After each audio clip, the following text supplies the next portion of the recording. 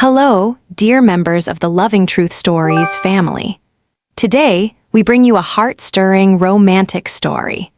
So let's begin, and don't forget to subscribe to our channel so you won't miss any of our meaningful tales. The night was blazing with fireworks, but amid the glittering crowd of billionaires and celebrities, one young woman sat completely alone, her trembling hands gripping a glass of wine. Just as the whispers grew louder around her, a powerful CEO in a perfectly tailored suit walked up, leaned close, and whispered 4 words that would change her life forever. "Pretend you're with me." What started as a simple act to escape humiliation soon turned into a storm of secrets, danger, and an unexpected love that neither of them could deny. Crystal chandeliers that glowed like thousands of stars hung from the ceiling, reflecting off the sparkling evening gowns. This lavish scene was located in a top 5-star hotel in New York, where tonight a wedding that shook the financial world was taking place. But at a small table in a hidden corner, Jessica Turner sat alone. She wore a simple navy blue dress borrowed from a friend. Her worn heels made her limp slightly as she walked down the red carpet. Jessica was not of this world. She had come only for the bride, her best friend from college. Now her friend was beaming with joy as she walked with the groom while she stood alone in the glittering crowd. Jessica took a sip of wine to hide her embarrassment. Her hands were cold, sweat seeping into the glass. Laughter and soft chatter surrounded her. She came alone? No boyfriend? That's strange. She pretended not to hear, but her heart felt like it was being squeezed. At that moment, a tall figure suddenly pulled up a chair and sat down next to her. A perfectly tailored black suit, a silver tie sparkling in the light. Christopher Blackwood, a name that made the entire stock market wary the youngest CEO of the most powerful investment group in America. He didn't look at her, just tilted his head slightly. His low voice rang in her ear. "Pretend you're coming with me." Jessica was stunned, her heart pounding. "What did you say?" She was confused. Christopher nodded slightly towards the group of guests watching from afar. "They like to speculate. I need to avoid a meaningless matchmaking session, and you don't have to endure unpleasant looks anymore. It's a win-win." An unexpected offer. Jessica chuckled, half annoyed, half curious. "And I have to trust a stranger?" For the first time, Christopher turned to look straight at her. His silver-gray eyes were cold, but deep within them was a warmth that was hard to name. He replied simply, "Just trust me tonight." Then, without waiting for her to reply, he put his long arm around the back of her chair, so naturally that the surroundings immediately stirred. The inquisitive gazes now turned to surprise and curiosity. Jessica took a deep breath. She realized that in this game of pretend, she had stepped into the eye of the storm. Christopher skillfully led the way throughout the evening. When the guests arrived, he introduced Jessica as "my special someone," his voice indifferent but his eyes teasing. Jessica blushed and felt awkward but nodded along. A rich lady smiled and said, "You two make a beautiful couple." Jessica wanted to burst out laughing. She, a financial reporter who was always engrossed in her computer and lived on instant noodles, had now become the girlfriend of a billionaire CEO in the eyes of the world.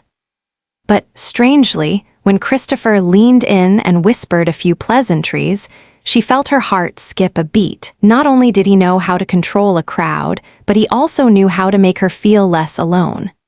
Amidst the music and wine, Jessica did not forget her professional instincts.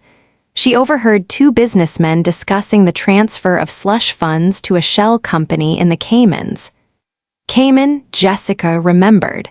That could be a big clue, because her day job was to hunt for financial loopholes, expose corporate fraud. Her eyes accidentally fell on Christopher. The man was talking calmly with another group of customers, but what if the name Blackwood was associated with that shady fund? Jessica's heart was in turmoil. She had just been dragged into a pretend game, and at the same time, she was facing the biggest investigation of her career. At the end of the party, as fireworks exploded outside the glass windows, Christopher suddenly leaned close to Jessica's ear. "You played very well. But remember, some roles last longer than one night." Jessica shivered slightly. The words were like an omen. She pursed her lips. Part of her wanted to believe this was just a temporary stunt, but another part whispered, "Jessica, be careful. This game could change your life." The party ended, Jessica returned to her small apartment, but the image of Christopher Blackwood and the whisper, "Pretend you're with me," still echoed. Tomorrow, she would return to reports, figures, and a normal life. But was it really normal? Jessica's tiny apartment was on the 5th floor of an old apartment building. That night, after returning from a lavish wedding, she sat for hours on her old laptop. The blue screen flashed numbers, financial reports, but her mind was haunted by a deep voice. "Some roles last longer than one night." Jessica chuckled softly, reassuring herself, "I will never see him again. He is just an arrogant CEO, nothing special." But life always likes to joke. 3 days later, as Jessica stepped out of the newspaper office, a luxurious black Bentley stopped right in front of the door. The window rolled down, revealing a familiar face, Christopher Blackwood. Jessica paused, her heart beating wildly. "What are you doing here? Don't tell me you want to buy a newspaper."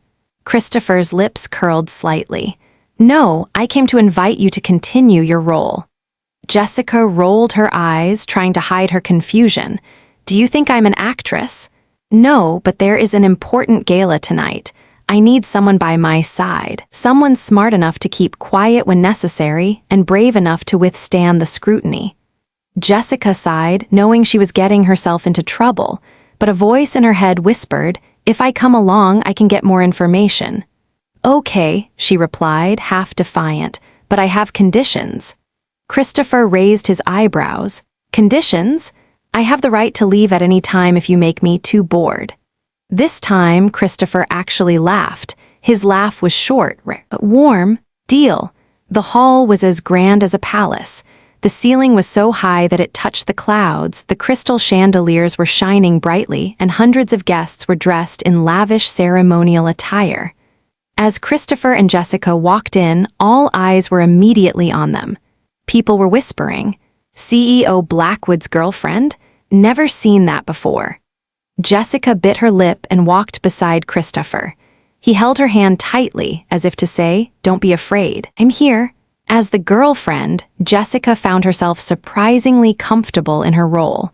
When Christopher introduced her to his business partners, she smiled politely and nodded at the right times. At times, Christopher would even bow his head slightly and whisper subtle jokes that made her laugh. "You acted really well," Jessica whispered as they left the encirclement. Christopher glanced, the corners of his lips curled up. "Who said I was acting?" Jessica's heart skipped a beat. She quickly turned away, hiding her emotions with a sip of wine. While Christopher was busy talking to a group of shareholders, Jessica quietly walked around the hall. Her journalistic instincts made her sensitive to the details of the conversation. In the corner of the room, 2 middle-aged men whispered, "The Cayman Fund is pouring money in again. If Blackwood finds out, it will be dangerous." Jessica paused. The name Cayman appeared again. She pulled out her phone and jotted down a few keywords. Her heart was pounding. This wasn't just a party, it was a chance to dig into a scandal that could rock Wall Street. But for a moment, a thought crossed his mind. What if Christopher was involved too? She looked at him. Christopher was speaking calmly, but there was a distant glint in his silver-gray eyes. Jessica bit her lip. She didn't want to believe he was a liar, but her job forced her to find the truth. The night was getting late. The gala ended with fireworks exploding in the sky. When only the 2 of them were left walking out onto the marble steps, Christopher tilted his head slightly and asked, "Are you tired?" "A little, but I'm fine."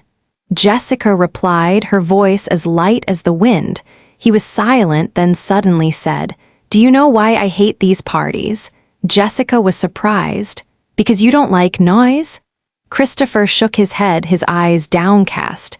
"Because it always brings back old memories. The day my mother died, I was at a party like this. The lights, the music, the alcohol, everything was just a cover for emptiness." Jessica was speechless. For the first time, she saw the cold CEO's face tremble slightly. Behind the impenetrable appearance was a wound that would never heal. In that moment, Jessica felt a real person, not a financial tycoon, but a lonely man. That night, when she got back to her apartment, Jessica sat down in front of her laptop. Along with the notes about Cayman and slush fund, she added this line: "Christopher Blackwood, not just a CEO, he is a human being with his own pain." But the truth remains unclear. Was he a victim of financial malfeasance, or was he the mastermind behind it all? Jessica let out a soft sigh. Her heart and mind, once again, began to conflict. The next morning, weak sunlight filtered through the small windows of the apartment. Jessica sat motionless in front of the computer screen, her eyes glued to the numbers dancing on the financial report. One name that stands out: BLC Holdings. The small subsidiary suddenly received huge sums of money from anonymous accounts, then disappeared within hours of trading. It was the kind of ghost money that financial journalists often call ghost money. Jessica took a deep breath. This wasn't just a trace, it could be a bomb ready to explode if exposed. As she had just typed a few notes when her phone rang, a strange message: "Don't dig any deeper. There are truths that will make you disappear." Jessica shivered. Someone was watching. That afternoon, as she was leaving the office, Jessica saw Christopher leaning against the familiar Bentley. He was not wearing a suit, just a simple white shirt with rolled-up sleeves. "Are you waiting for me?" She hesitated. "We need to talk." Christopher replied, his voice low but not hiding his firmness. "Get in the car." For a moment, Jessica hesitated. Part of her wanted to move away from him because he was the center of the data she was investigating. But another part of her was drawn to him because those silver-gray eyes held so much left unsaid. She got into the car. Christopher took Jessica to the headquarters of Blackwood Capital. The towering glass building seemed to touch the clouds. His office was on the 50th floor, as large as a modern museum, with walls of glass opening up to a miniature view of the city below. Jessica sighed. "Just add a kitchen. This place can be a luxury apartment." Christopher's lips curved up. "Trust me, living here is not comfortable, but I think you will like this view." Jessica stepped closer to the window, her heart suddenly aching. A world too luxurious, too powerful, and she was just a reporter with an old laptop and a small apartment. This gap may never be filled. While they were sitting across from each other, Christopher suddenly said, "Jessica, I know you are not like others. You do not come near me for money or fame.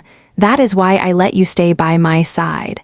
Jessica looked up, her heart skipping a beat, but she tried to hide it with a sarcastic smile. "You trust someone you just met? That seems reckless." Christopher was silent for a long time, then sighed softly. "Being reckless is more pleasant than being lonely." Those words made Jessica speechless. In an instant, the image of the cold CEO vanished, leaving only a man with a heavy loneliness. That night, Jessica opened her laptop and reviewed the data she had collected. The pieces began to fit together. Cayman, BLC Holdings, and several satellite companies, all closely related to the Blackwood Group. She bit her lip. Was Christopher really involved, or were there just people in the shadows using his corporation's name? The phone vibrated. A message from Christopher. "Tomorrow, I need you to come with me. There will be a lot of people watching. Are you ready?" Jessica stared at the words. She knew that if she agreed, she would only fall deeper into the abyss, but her heart whispered something else. "Go, because only when you are near me will I find the truth." She typed, "I'll be there." The next morning, they appeared together at a dinner for international investors. Jessica held Christopher's hand, her smile as perfect as a mask. But inside, her heart was like a taut string, beating with every beat. As everyone congratulated him, Christopher whispered, "You did well. It was as if we were really a couple." Jessica smiled faintly. "Are you sure this is not just an act?" Christopher was silent, his eyes lingering on her face longer than usual. The silence spoke louder than words. That night, when she got home, Jessica wrote in her diary, "I have gone too far. I can no longer distinguish between what is real and what is fake. I doubt you, but at the same time, I want to trust you more than anyone else." She closed her laptop, her eyes looking out at the starry sky. A question echoed in her mind. If Christopher is truly innocent, will I have the strength to protect him? And if he is guilty, will I have the courage to expose him? The question remains unanswered. The New York night was noisy outside the glass window, but inside Jessica's apartment, there was only the sound of rapid keyboard tapping. On the screen, the data lines connected to form a gloomy picture. BLC Holdings, a shell company in Cayman. Hundreds of millions of dollars were pumped in and then disappeared, and all led to the Blackwood Capital Group. Jessica leaned back in her chair, her heart heavy. Part of her screamed, "He's a liar, behind all the money laundering." But another part whispered, "No, Christopher isn't like that. There's a different secret behind him." Before she could find an answer, the phone rang. "Christopher, come down, I'm down there."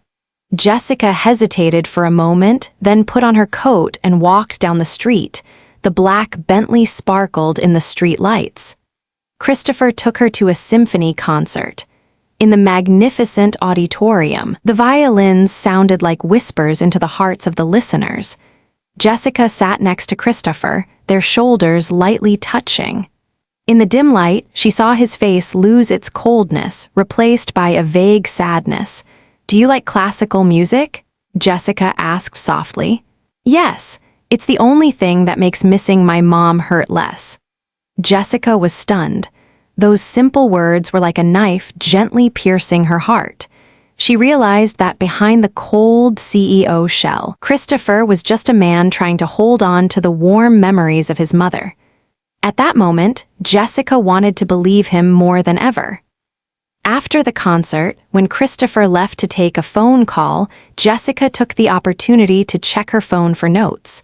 There was an anonymous email in her inbox. "We know who you are.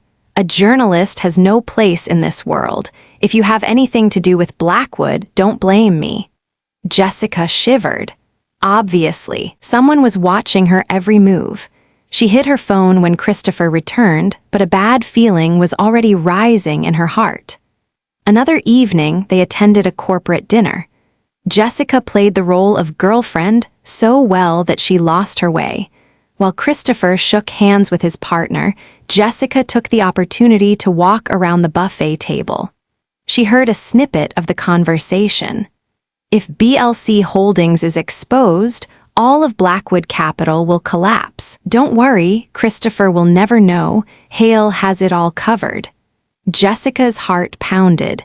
So the one behind it was Hale. She spun around and bumped into Christopher. The glass of wine in her hand almost fell, but he caught it. "Be careful.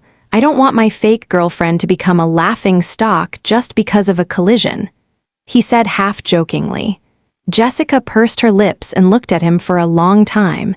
She wanted to say everything about BLC Holdings, about Hale, about the threats she had received. But when she met his silver-gray eyes, her heart sank. "Christopher," she called softly. He looked at her, his eyes suddenly softened. "Calling me like that? Sounds like you really belong to me." Jessica was speechless. Just then, another reporter from the newspaper she worked for appeared, staring at them, the corners of his lips curling up meaningfully. The next day, Jessica was called into her editor's office. On the table was a stack of photos, her and Christopher, hand in hand at the gala, at the concert, even whispering on the hotel steps. "Turner, what are you trying to do? An investigative journalist sleeping with the main character in the scandal she's covering?" he said harshly. Jessica turned pale. "It's not like what you think, No excuses, I give you 1 week. Either write an article exposing Blackwood Capital or take off your press card and go somewhere else." The door slammed shut, leaving Jessica with a crushed heart. That evening, Jessica decided to tell Christopher straight. She asked him to meet her at the Riverside Park, where yellow lights stretched across the water. "Christopher, I have something to say," she began, her voice trembling. He looked at her, waiting silently. "I am an investigative journalist. I approached you initially to find evidence about BLC Holdings." At that moment, space seemed to stop. Christopher was stunned, then he laughed softly, but the laugh was bitter. "So, everything between us was just a lie?"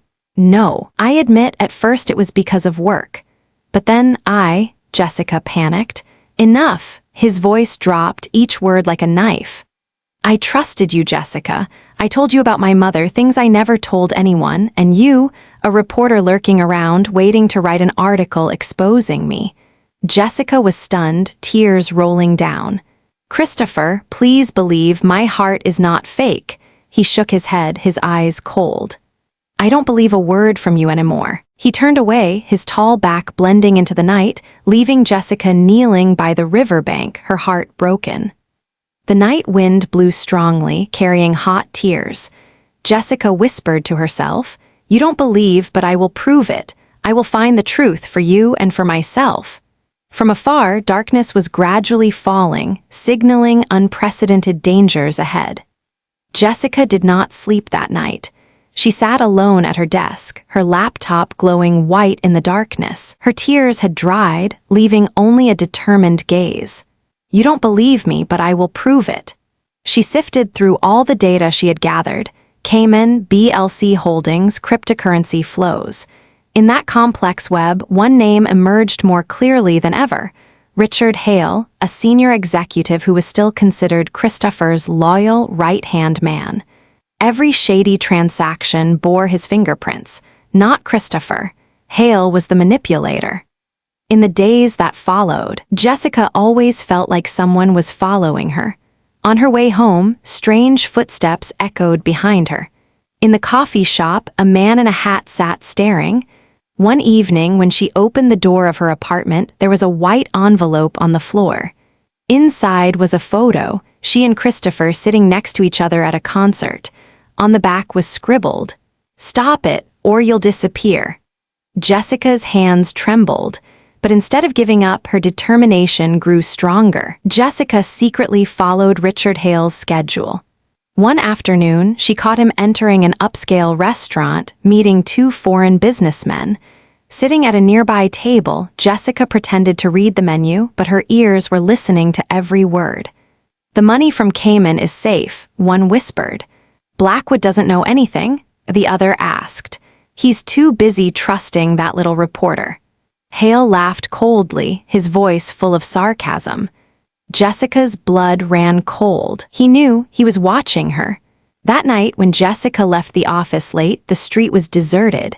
She walked quickly, feeling the footsteps following her. Suddenly, a black van slid up, its doors swinging open. Before she could scream, a rough hand clamped over her mouth, and the pungent smell of chemicals filled her nostrils. The world spun and then went black. When Jessica woke up, she found herself tied to an iron chair in an abandoned warehouse. Fluorescent lights flickered, and the walls were stained with mold. In front of her, Richard Hale sat leisurely, a glass of red wine in his hand.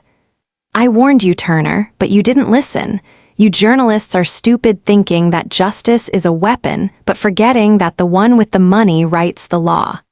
Jessica clenched her fists, trying to keep her voice calm. "You did all this behind Christopher's back. You are the traitor." Hale laughed contemptuously. "Christopher, he is weak, always dreaming of fixing the world. I am the one who really runs Blackwood Capital, and you are just a pawn that must be eliminated." A large man approached, holding a bottle of chemicals. Jessica's heart clenched, but her eyes still sparkled. "The truth will come out. You can't hide it forever." Hale smirked. "Let's see who can tell the truth when you no longer exist." The man raised his hand, the light reflecting off the glass bottle. Jessica closed her eyes, her heart pounding. The clang of metal rang out. The warehouse door swung open. A tall figure rushed in, his silver-gray eyes blazing with anger. "Christopher, let her go." His voice rang out, cold as ice but also fierce as fire. The men turned around, but Christopher was quick, taking them down with a few powerful blows. Hale stood up, surprised. "Christopher, what are you doing here?"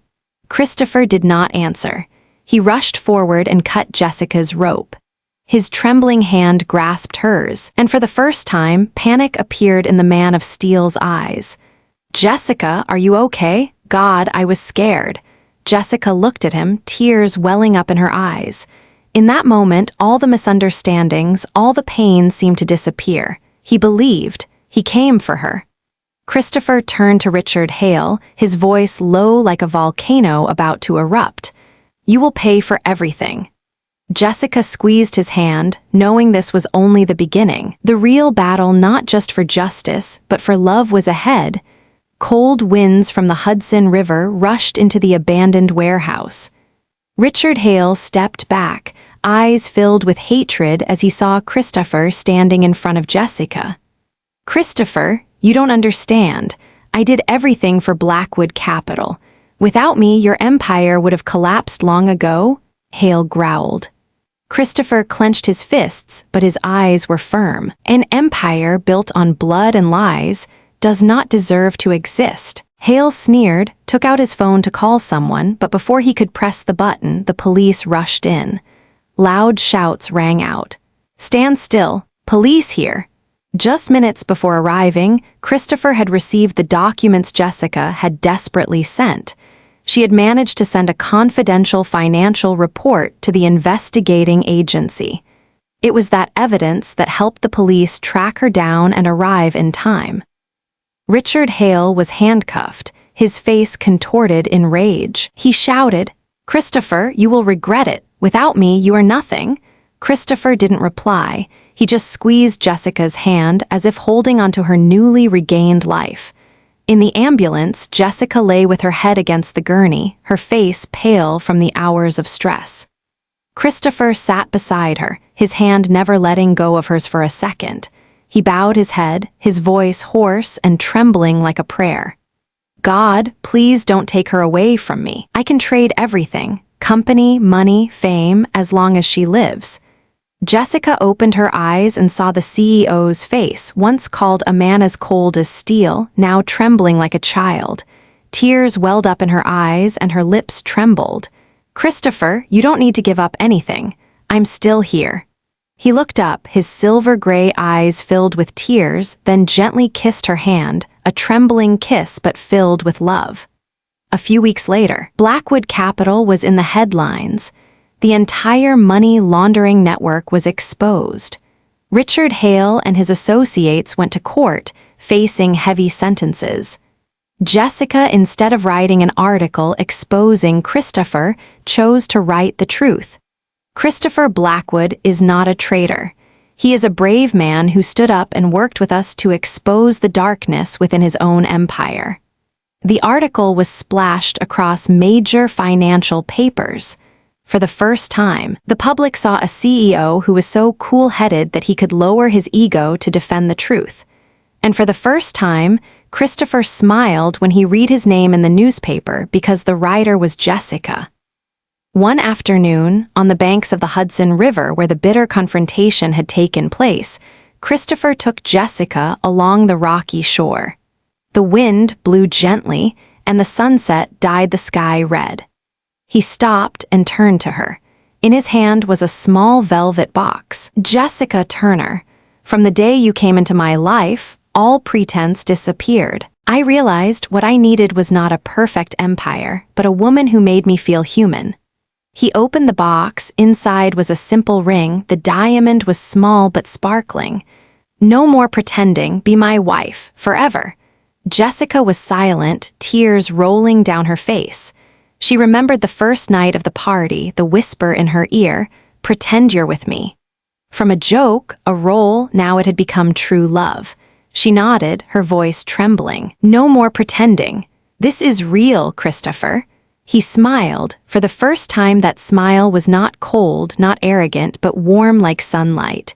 He put the ring on her finger, then pulled her into his arms, kissing her forehead gently. Their wedding was not as lavish or extravagant as the parties of the financial world. There were only close friends, a few bouquets of white flowers, and the happy eyes of the couple. As Jessica walked down the aisle, all eyes were on her, but she saw only one person, Christopher, in a simple black suit, his silver-gray eyes shining, when the priest asked, "Do you agree to love and be with her for the rest of your life?" Christopher squeezed her hand, smiling. "I agree. No more pretending. This is forever." Jessica burst into tears, but they were tears of happiness. Outside, fireworks exploded, but this time they were no longer two lost souls pretending to be lost. They were two real hearts that had found each other.